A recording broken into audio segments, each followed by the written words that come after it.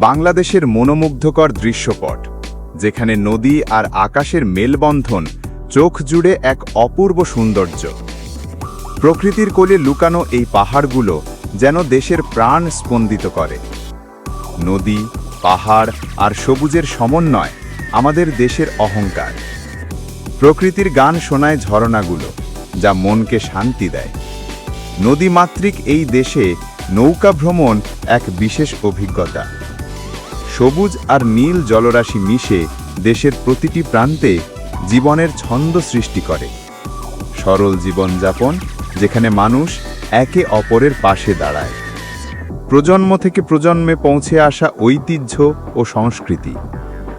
বাংলাদেশের বালকরা প্রকৃতির সাথে মিশে বেড়ে ওঠে স্বপ্ন বুনে।